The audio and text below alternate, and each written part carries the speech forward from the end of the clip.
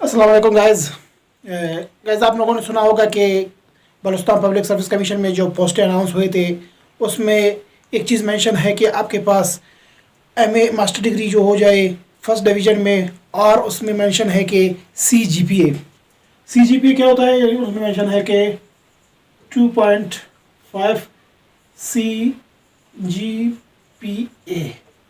यानी CGPA एक percent है। जैसे कि अगर 100 में से 90 नंबर आते हैं तो A+ मार्क मिलेगा। अगर 80 से 90 आ जाते हैं तो उसमें A मिलेगा, 70 से 80 B+, 60 से 70 B, 50 से 60 C+, 40 से 50 सिंपल C, और 33 से 40 ये जो मिनिमम मार्क है कि पासिंग मार्क जो मिलते हैं, और 33 से कम जो मिलते हैं तो वो फेल हो जाते हैं। तो इसमें ये अक्सर इस चीज़ से लोग परेशान होते हैं कि भाई ये समझ में नहीं आता है कि CGPA क्या होता है, क्या बना है।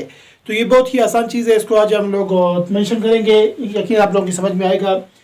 जैसे कि A+ में यानी 90 से 100 नंबर मिलते हैं तो उसको आप 10 में काउंट करें, यानी 10% आपको मिला।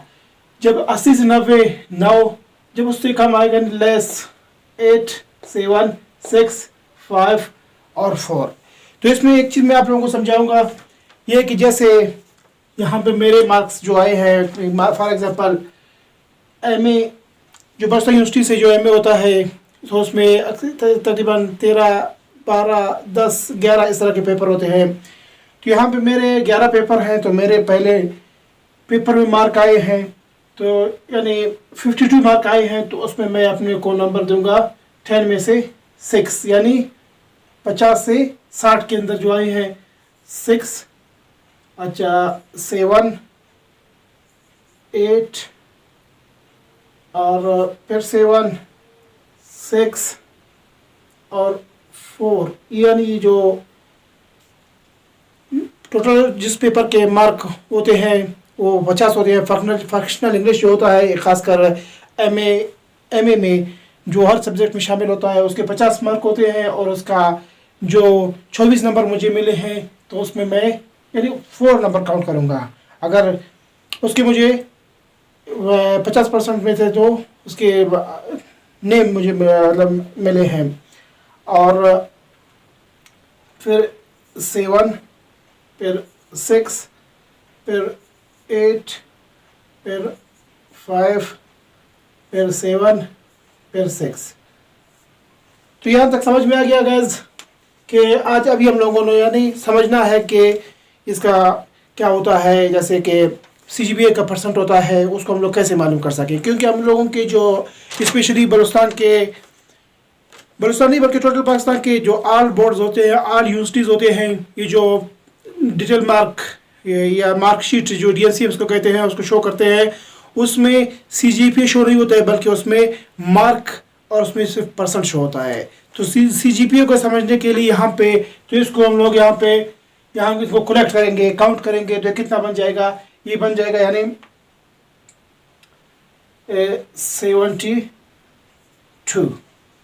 तो 72 यहाँ पे बन गया। तो इससे ये समझ लें कि यहाँ पे हम लोगों का ये जो टोटल इस डिटेल के इस टेबल के मुताबिक और यहाँ परसेंट के मुताबिक हम लोगों का जो मार्क आ गया, ये जो CGPA है जो उसको रिक्वायर्ड 2.5 है, लेकिन यहाँ पे मेरा जो है 7.2 CGPA है। जब ये 7.2 CGPA आ गया तो इससे समझ लें कि जिस चीज़ के लिए आप अप्लाई करना चाहते हैं तो उसमें आप उसके अहल हैं। तो इसमें परेशानी की कोई ज़रूरत नहीं है। इसमें अभी कारपोरेट के पोस्टें आए हैं, बलूचिस्तान पब्लिक सर्विस कमीशन में सार्जेंट के आए हैं, और इंस्पेक्टर लीगल के आए हैं, असिस्टेंट डायरेक्टर के आए हैं जिसमें LLB रिक्वायर्ड है, और बकाया जो पोस्टें आए हैं स्पेशली कारपोरेट की जो पोस्टें हैं उसको उनकी जो तादाद है यानी बल्कि